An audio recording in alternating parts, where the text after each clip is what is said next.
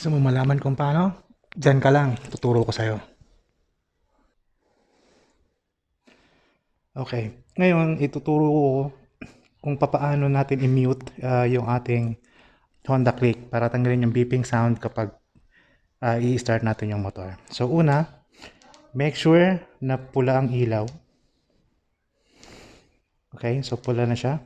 Ngayon, ang sequence ay, pinutin natin ito, kasunod ito, magkasunod lang siya. So, 1, 1. Ganito. Ngayon, kapag nakita nyo na nag-blink-blink na siya ng ganon, parang ganyan, it means ang on the click natin ay may beeping sound or hindi nakamute. Parang ganito.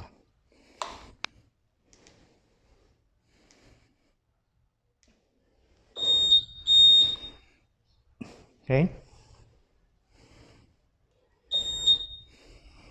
Okay, so kung paano nyo naman ibabalik sa pagiging mute, same sequence, dapat pula siya, at pinutin ang key icon at yung answer back na magkasunod. So, pindot, pindot. So, mag-steady siya ng red. Ibig sabihin nun, nakamute na siya. Okay?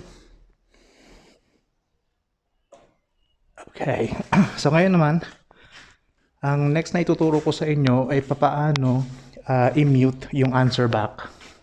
So, usually ganito siya.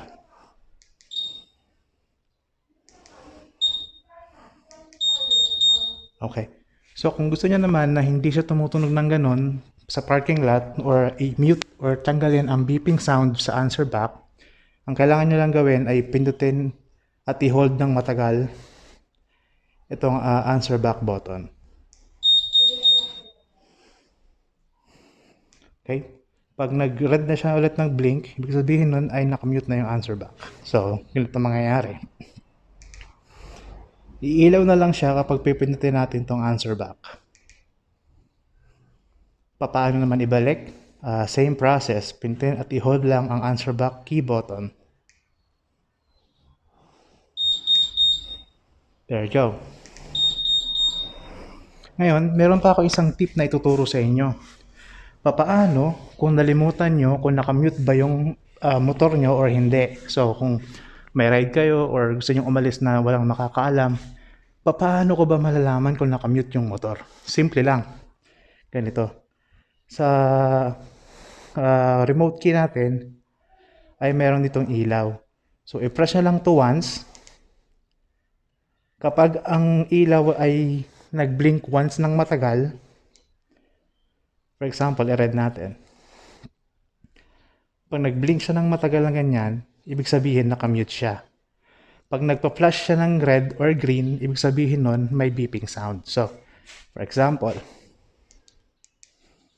see? O ngayon, hindi na siya nakamute. Ay, sorry. I-on pa naman na natin. Okay?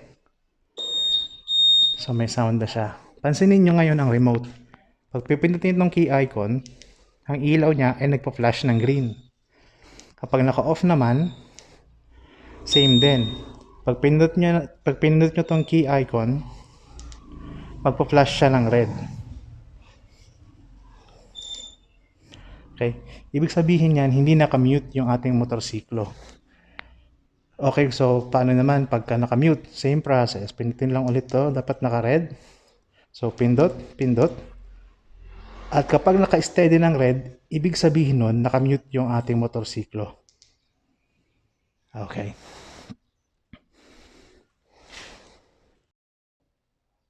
Alright guys, kung nagustuhan nyo at nakatulong sa inyo ang video na to, i-share nyo para matulungan din natin yung iba nating kapwa gumagamit ng Honda Click 150i. At i-share nyo na rin kung baka sakaling makatulong sa ibang Honda remote key models or ibang model ng motorsiklo na gumagamit ng remote key or keyless na. Okay, so sana i-like and subscribe yung channel na to, and please do share the video to help others who are using the same model as we do. Thank you so much.